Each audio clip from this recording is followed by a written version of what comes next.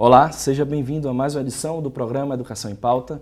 E no programa de hoje nós já temos aqui no nosso estúdio a presença do professor Francisco Carlos Oliveira de Souza, professor de História do IFRN, Campus Natal Central. Ele que é graduado em História, mestre em Ciências Sociais e tem doutorado na área de História da Educação e foi um dos representantes de dos nossos grupos da delegação que participou da Olimpíada Nacional em História do Brasil em 2019, agora recentemente em agosto. Não é isso, professor? Exatamente. Seja bem-vindo ao nosso programa Educação em Pauta, é bom tê-lo aqui. Obrigado pelo convite. E tivemos um grande destaque, né, professor, recentemente, qual a importância de ter sido uma delegação, talvez foi a mais premiada, né? Foram 19 medalhas, de um total de 20 no Rio Grande do Norte. Qual a importância, essa primeira pergunta, de receber um destaque nacional para um instituto aqui no Nordeste, que às vezes pode ser até visto com olhos atravessados em outras regiões do Brasil? Eu entendo, primeiramente, obrigado mais uma vez pelo convite, né? Destacar que é um trabalho de equipe. Né? Nós temos uma equipe composta de 3 professores, eu sou um dos tais, mas também o professor Saul, o professor Gileno e uma ex-aluna nossa que colaborou nesse trabalho, Viviane. No sentido geral da pergunta inicialmente colocada, eu destacaria, eu costumo dizer para as pessoas que perguntam qual a relevância disso aí, eu entendo que seja, digamos assim, a reafirmação da relevância do ensino que nós temos no Instituto Federal, né, no sentido da proposta do ensino técnico integrado. Eu vejo isso como fundamental, como algo que corrobora a ideia de que é possível fazer um trabalho, um ensino de qualidade, tanto na parte técnica quanto na parte humanística. E aí a contribuição de história que nós entendemos que trouxemos com essa conquista para os nossos alunos, né? Então aí tem um legado, e vou voltar à pergunta exatamente por isso, porque às vezes pode ser que alguém pense, não, é uma instituição, como o senhor colocou, uma instituição técnica, né? De tecnólogos, nesse caso de técnicos do ensino médio. Isso. Então, privilegiaria disciplinas na área de física, de matemática, de química. Exato. Mas a gente está falando de uma condecoração, né? De uma chancela, de uma disciplina de humanas. Isso. Né? Em um momento onde as ciências humanas ela não é tão vista com bons olhos pela plataforma de governo mesmo, né? E aí a importância realmente de a gente estar chancelando um modelo, a gente está discutindo um modelo de educação, não é isso? Sim, na minha opinião, na minha avaliação, sim. Justamente um paradigma daquilo que se denominou de ensino técnico integrado para o ensino médio. Uma proposta que concilia a formação técnica profissional e a formação que dá uma visão mais ampla da sociedade. Eu costumo dizer aos meus alunos em sala de aula que quanto mais ignorante a história, menos as pessoas compreendem a sociedade na qual ela está inserida. Então, eu entendo que a formação humanística é fundamental e ela não pode ser, de forma alguma, dissociada da formação também para o mercado de trabalho, evidentemente. Inclusive para ser um crítico social, né, do que estamos vivendo na economia, na sociedade. Exatamente. Não é isso, professor? Antes de chegar nessa edição, né, eu queria que o senhor pudesse contar, tendo em vista que o senhor, além de ser o professor que teve um grande número de alunos que recebeu medalha né, nessa edição de 2019, essa Olimpíada Nacional em História do Brasil surgiu há 10 anos, não é isso? Na Unicamp. E desde o início o senhor já está à frente dessa nossa equipe. Como é que foi esse primeiro passo, a primeira participação até chegar até aqui? Pois não. A Olimpíada Nacional em História do Brasil, promovida pela Unicamp, que hoje é a maior universidade no nosso país, né, uma das maiores da América Latina. Então, a chancela dessa universidade é muito importante, dá uma credibilidade, dá um reconhecimento nacional para essa Olimpíada do Conhecimento, né? Ela teve a sua primeira edição em 2009. E nós, na ocasião, naquele contexto, nós participamos com apenas 2 equipes. Mas, para nossa felicidade também, desde aquele momento inicial, nós tivemos um desempenho que, a meu ver, foi muito bom. Porque dessas 2 equipes, uma foi medalha de prata e a outra foi medalha de ouro. Então, desde a primeira edição, nós temos um histórico de uma participação bastante substantiva. E aí eram alunos daqui, do Campo Central? Porque em 2009 não existia todos os campi, né? Isso. Mossoró, e existiam menos. Na época, a nossa rede era basicamente Natal, Mossoró e pouquíssimas... Zona Norte, eu acho, né? Pouquíssimas outras unidades, né? E então nós levamos 2 equipes naquele momento, né? E as 2 foram medalhistas. Então, isso começou a repercutir entre os estudantes, né? E de modo que hoje, na 11ª edição, nós tivemos 22 equipes classificadas para a final. E dessas 22, 8 medalhistas, né? Que foi a primeiro lugar do Brasil. Isso já diz os 8 do Campo Central Central. Campo Central, isso. 19 da nossa rede em todo o estado, para o telespectador ter uma noção, uma ideia do que nós estamos falando, né? O Rio Grande do Norte foi o primeiro lugar na Olimpíada com 20 medalhas, e dessas 20 medalhas, apenas uma não foi da rede dos institutos federais, né? Ou seja, eu vou ser redundante, mas vou voltar. É importante.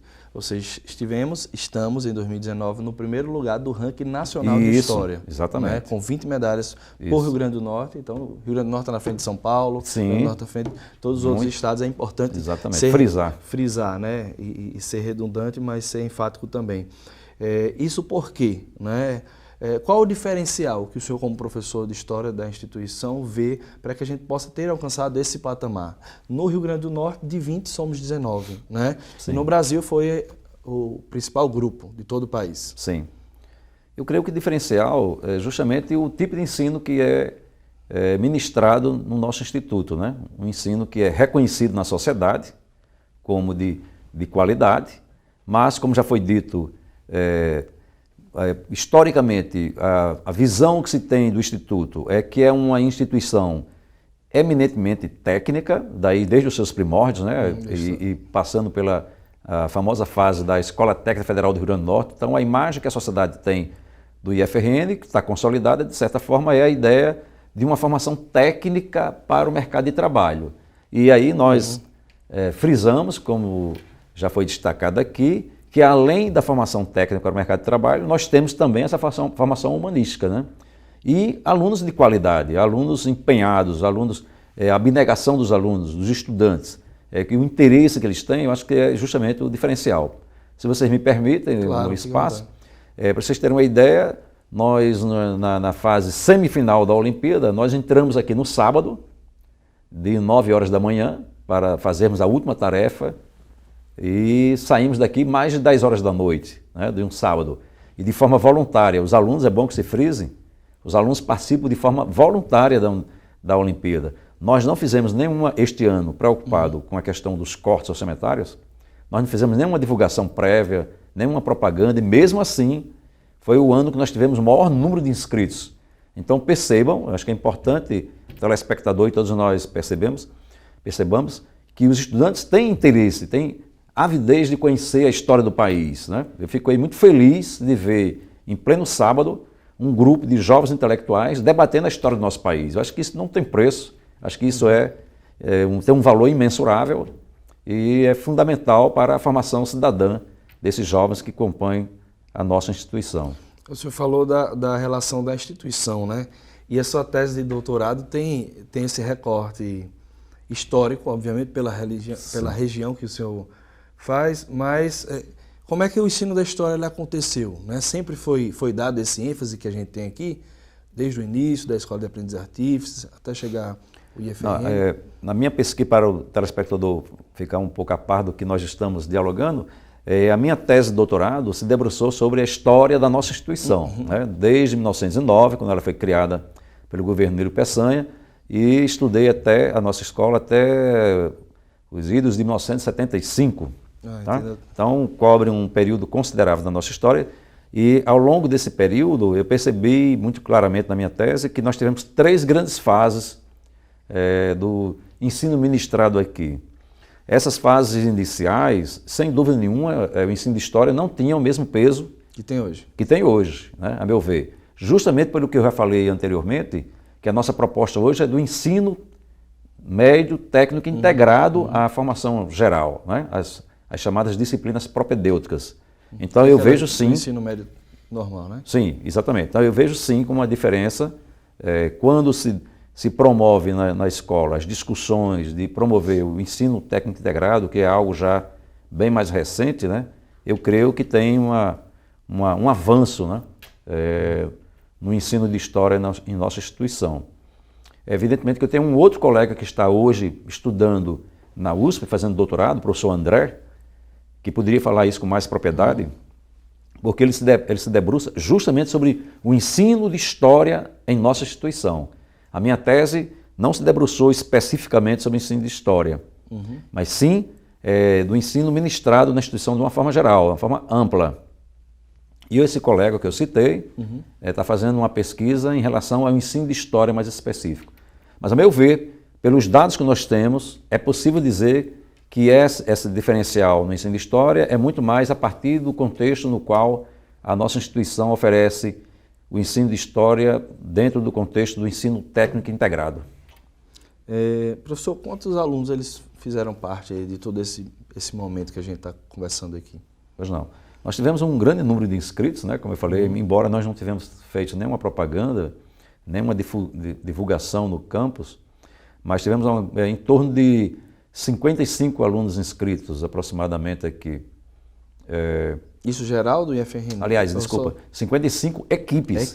Cada equipe é composta, para o telespectador ter uma ideia, cada equipe é composta por 3 estudantes e um professor orientador. Então nós tivemos em torno de 55 equipes. Dessas 55 equipes, é importante que se diga também que a Olimpíada é composta por 7 fases, 6 fases online, e que a cada semana vai reduzindo esse número. Vai afunilando, né? Vai afunilando. Então, de cerca de 19 mil equipes inscritas no Brasil inteiro, só vão para a fase presencial na Unicamp, em Campinas, as 300 melhores equipes do Brasil. Então, nós conseguimos, dentro dessas 300 melhores, nós classificamos 22 equipes no campus Natal Central. Ou seja, você multiplica 20 por 3 alunos e o professor... Mas aí o professor pode se repetir também, né? O professor pode repetir, exatamente, muito bem colocado. Então, 22 equipes, sendo que eu orientei 17 dessas e outros colegas orientaram as demais. O professor Gileno, como já citei, e o professor Saul orientou e esse conjunto dá 22 equipes, né? Sendo importante também frisar que, independente de quem orientou, né, eu ter orientado um número maior ou não, as discussões eram coletivas, as discussões eram no grupo de estudantes, independente de quem era o professor orientador. Então, eu atribuo esse êxito às discussões coletivas, ao conjunto. Né? Não foi uma vitória minha específica, né? Individual. Foi institucional, né? Institucional. Do Estado, né? Isso, exatamente. Da então, rede. Da rede, dos estudantes, né? Do empenho deles, maravilhoso. É isso, acho que é importante frisar isso aí. Professor, eu vou querer saber ainda como é que aconteceu essas fases online, essas 6 fases, mas eu vou pedir com licença ao senhor e também aos telespectadores que a gente volta já já, depois do intervalo, com o segundo bloco do programa Educação em Pauta. Até lá.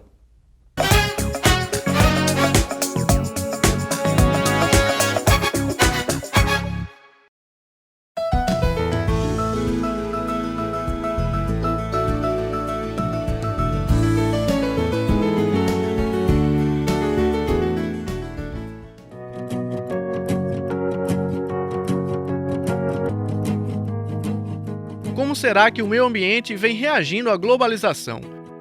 Na correria do dia a dia, a gente acaba nem notando, mas áreas verdes como esta fazem uma grande diferença em nossas vidas. As árvores prestam serviços ambientais e os benefícios trazidos por elas são muitos. E o melhor de tudo, elas não cobram nada por isso. No IFRN, a arborização é um assunto levado a sério, e quem entra no Instituto logo nota os desenhos feitos nas árvores que, além de melhorar a qualidade de vida, harmonizam e embelezam o ambiente. Marina jogou essa garrafa de refrigerante no lixo seco. A garrafa foi apanhada pelo catador João e transformada nesse pote de iogurte. Maurício comprou, bebeu o iogurte e jogou o pote no lixo seco. Aí veio o catador João e ajudou a transformar o pote de iogurte em sacola plástica. Vovó Irene usa a sacola para levar as compras para casa. Depois de usada, a sacola foi para o lixo seco. E junto com outras sacolas, se transformou em mais uma garrafa PET. Você pode fazer o mesmo. Separe o lixo úmido do lixo seco e ajude a construir um mundo melhor. Repense, reaja, recicle. Uma iniciativa do Instituto Federal de Educação, Ciência e Tecnologia do Rio Grande do Norte. A Assim ele parece inofensivo, mas você já sabe os males que esse mosquitinho pode trazer. Por isso, todo cuidado é pouco para que o Aedes aegypti não se prolifere. Aí vão algumas dicas. Verifique caixas, reservatórios e depósitos de água. Eles devem permanecer limpos e lacrados. Deixe o terreno limpo de copos plásticos, pneus, sacos de lixo. Não parece, mas eles podem ser criadouros do mosquito. As calhas dos telhados devem estar sempre limpas e desentupidas. O acúmulo de água é um local ideal para o Aedes aegypti. Coloque telas nas janelas da sua casa. Isso evita visitas indesejadas ao longo do dia. Ter bichinho em casa é bom, mas lembre sempre de trocar a água dele e de lavar o recipiente. Caso tenha alguma dúvida, entre nesse site ou ligue para esse número. É o seu canal de comunicação com o governo federal. No IFRN, todos os campos estão engajados na luta contra o Aedes aegypti.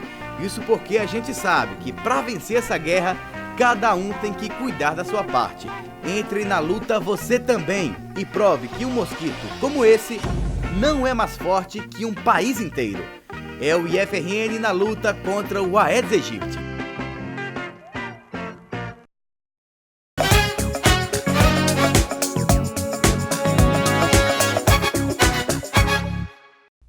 Voltamos com o segundo bloco do programa Educação em Pauta e eu continuo a conversar com o professor Francisco Carlos Oliveira de Souza, professor de História do Campus Natural Central, sobre a Olimpíada Nacional em História do Brasil em 2019.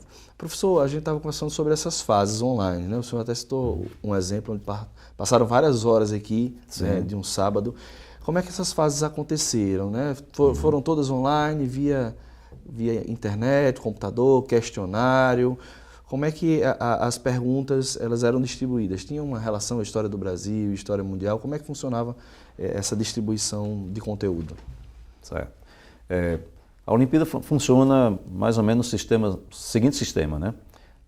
A Unicamp disponibiliza no seu site, na segunda-feira, uma bateria de questões e de tarefas para os alunos responderem. Eles têm da segunda até à meia-noite do sábado da semana para responder essas questões e realizar a tarefa que eles definem. Então, um diferencial que nós entendemos dessas questões elaboradas pela Unicamp é que não existe uma única resposta correta. E aí é onde está o grau de dificuldade que os alunos que se deparam pela primeira vez com a sistemática que é inovadora, a Olimpíada é inovadora, inclusive também nesse aspecto essa perspectiva, aí. Né? Isso, porque ela tem uma resposta objetiva, mas tem mais de um enunciado correto? Não, tem mais, são 4 alternativas, sendo que 3 delas estão corretas e apenas uma errada. Então, o grande diferencial é descobrir qual é a mais completa, mais abrangente, a mais sofisticada, considerada pelos elaboradores. Então, uma vale 5, outra vale 4, outra vale 1, outra vale 0. Então, é muito sutil a diferença do 4 para o 5, para os alunos chegarem à conclusão, é muito debate, muita discussão. Então, dito isso, se coloca as questões na segunda-feira, perdura até o sábado, os alunos enviam e na segunda, na semana subsequente, sai o resultado das classificadas. Então, a cada semana ia tendo aquilo que você chamou de afunilamento, ia reduzindo o número de equipes, né? Das 19 mil até que na sexta fase, da sexta para a sétima fase, só vai para Campinas, para avaliação presencial, que essa o professor não participa. Eles estão sozinhos. Eles estão sozinhos, a equipe, os 3, vão responder uma questão dissertativa argumentativa, que é... Os 3, cada questão, no caso. Cada aluno faz uma. Isso, mas no caso lá... Cada equipe, né? No caso, isso, cada equipe. No caso lá, não é mais questões do tipo que foram online. As online, como está dizendo, são questões de múltipla escolha com pesos diferenciados, como falamos, né? Lá é questão por escrito, dissertativa argumentativa e sem a presença do professor na sala. E o conteúdo são de História do Brasil? História do Brasil, você citou aí muito bem, e em alguns momentos, esse ano, ficou mais perceptível que a Olimpíada tentou fazer maiores conexões entre História do Brasil e História geral. Né? Tivemos questões que faziam essa ponte entre Brasil e geral. Geralmente, nos anos anteriores, era específica de Brasil. Esse ano nós percebemos já uma inovação nesse sentido aí. Agora, isso é mais uma curiosidade, na verdade, né? Quando a gente fala de história geral, são aquelas disciplinas, sobretudo, né? A gente não vem do Oriente, a gente conversa sobre a nossa história do Ocidente, né? Sim. A maioria da história que a gente vê nos livros de história do Brasil.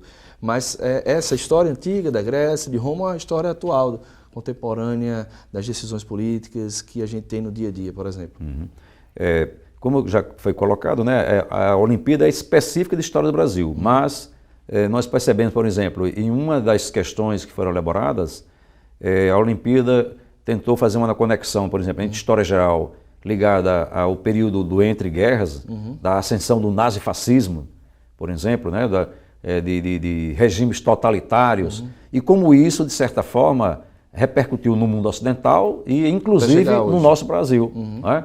E aí fez uma relação com o período do governo Vargas, por exemplo, e trabalhando com um conceito importante na historiografia, que é o conceito da banalidade do mal, né? Um conceito de Hannah Arendt, que exige muito mais aí o repertório, né? E isso, exige uma formação mais consistente, teórica dos alunos, de conhecimento histórico, sociologia, de filosofia. Por que eu fiz essa pergunta? Porque eu vejo, até pela diretriz metodológica, né, que isso tem um avanço, né, no uso de questões mais abertas. Sim. Então, a questão da transdisciplinaridade, ou seja, a ciência, história como narrativa, mesmo que seja só do Brasil, não está ligada só aqui dentro, isso, né? Está ligada às diversas outras... Sim, sem dúvida. Diversas outras narrativas. Então, a transdisciplinaridade é também um recurso, algo que está sendo discutido dentro dessa Olimpíada? Sim.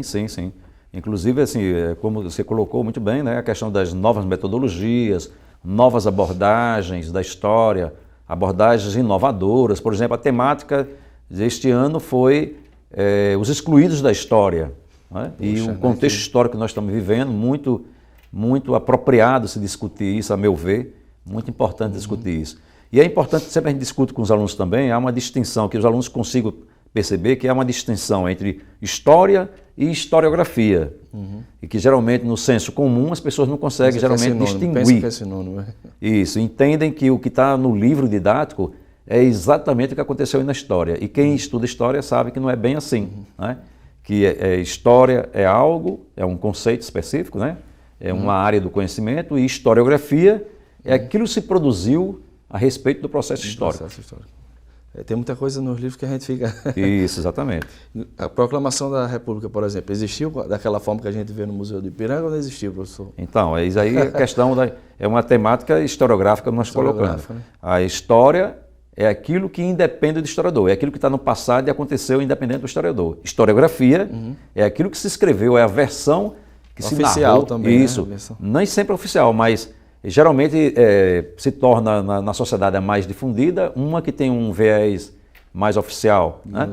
E a Olimpíada tenta justamente desmistificar isso aí. Né? Que legal. Em relação aos procedimentos que acontecem após, né? A gente sabe que uma Olimpíada tem um processo de gamificação, tem a brincadeira, tem a disputa e tem a premiação. Sim. Então, como é que foi dado esse prêmio para essas equipes, professor? A premiação, ao meu ver, eu costumo dizer para os nossos estudantes que a premiação maior é o conhecimento adquirido. Né? Acho que a medalha, o nosso diretor costuma dizer que a medalha enferruja, mas o conhecimento você fica para o resto da vida. Né? Acho que a principal premiação é essa, a meu ver. Mas fica no currículo, né? A formação humanística, né? A formação do cidadão, né? A abertura, a visão de mundo que se amplia, acho que é impagável isso aí, né? Muito importante. Mas também tem uma premiação simbólica para cada instituição que participou. Nós trouxemos um troféu para a instituição e cada participante recebe a sua medalha e o professor orientador e os demais que não foram, porque também a premiação é diferenciada. São 35 medalhas de bronze, são 25 de prata e 15 ouro. E os demais, das 300 melhores equipes que foram para Campinas, recebem uma medalha de honra ao mérito. Então, elas são extremamente importantes, como nós dissemos, né? Os meninos recebem também um conjunto de livros, também, recebem um kit com material didático, né? Que é também doado pela Unicamp, mas, a meu ver, O mais importante disso Mais aí, importante. eu digo muito a eles, olha, vocês se classificaram para uma final de uma Olimpíada com essa envergadura, já é uma Já é um premiação grande feito, fantástica. né? É, isso. Chancela tudo. Só para vocês de casa ter noção, né? Foram 4 medalhas de ouro para o IFRN, 6 medalhas de prata e 9 medalhas de bronze. Foram 15, né, que o senhor citou, de ouro, não é isso? A Olimpíada distribui... Praticamente um terço veio para o IFRN, né? Exatamente, Faltando apenas uma. Então, ainda falando sobre o prêmio, os primeiros colocados eles têm um crivo de seleção que podem chegar selecionados para a universidade também, né? Para a Unicamp.